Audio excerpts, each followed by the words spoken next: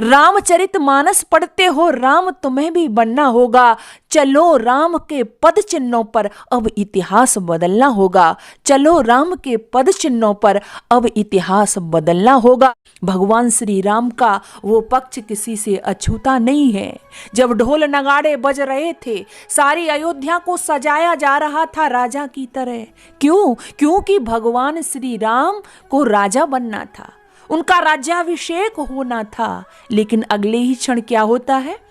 पता चलता है कि जिसको राजा बनाया जा रहा था, अब उनको अयोध्या का राज नहीं, बल्कि कहाँ जाना है? उनको वन में जाना है।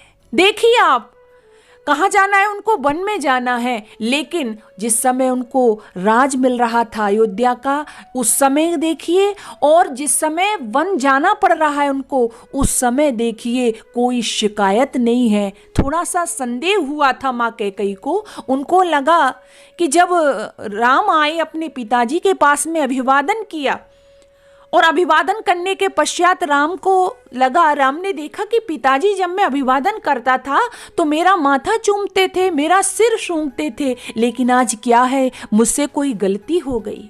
तो उस समय माँ कैकेयी कहती है कि नहीं बेटा, ऐसा कुछ नहीं है, बल्कि तुम्हारे पिताजी तुमसे कुछ कहना चाहते हैं। लेकिन जब लेकिन लगाया कैकेयी ने, तो मेरे राम, भगवान श्री राम कहते हैं कि माँ, ऐसी कौन सी बात है जो पिताजी मुझसे कहना नहीं चाहते या मुझे कह नहीं पा रहे हैं। कैकेयी ने कहा कि कहना तो चाहते हैं, लेकिन उनको लग रहा है कि राम ने मेरी बात नहीं मानी तो। अरे देखिए अपना वो अतीत, देखिए भगवान श्री राम का जीवन। मेरे भगवान श्री राम क्या कहते हैं? माँ, आप कैसी बात करती हो? पिता के वचन की खातिर मैं हलाहल विष पी कर के मर सकता हूँ।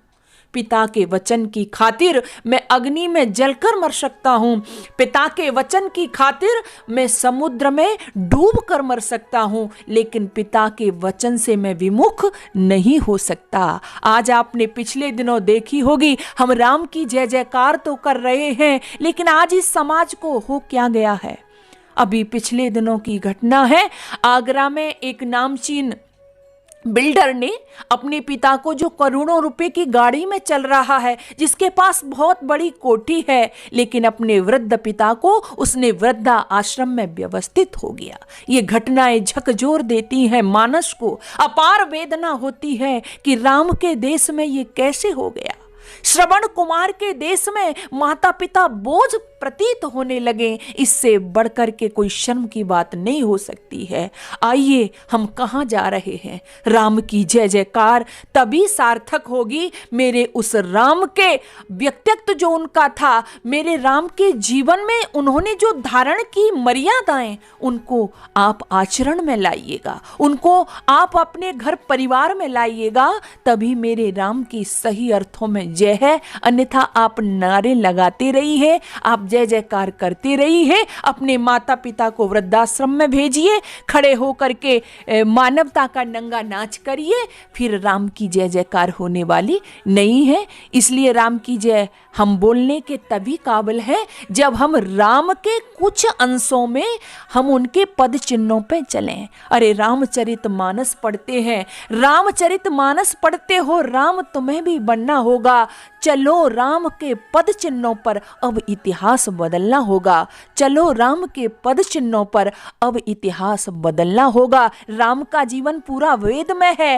वेद ने कहा अनुव्रतः पितु पुत्रो मात्रा भवतु सम्मना। मेरे राम का जीवन आप देखेंगे बिल्कुल वेद के आधार पर नजर आ रहा है। इसलिए हम भी अपना जीवन अपने महापुरुषों से प्रेरणा लें और अपने जीवन को, अपने परिवार को वैसा ही बनाएं, तभी हमारे महापुरुषों की सच्चे अर्थों में जय जयकार होगी और हम उनकी जय जयकार करने के अधिकारी भी होंगे।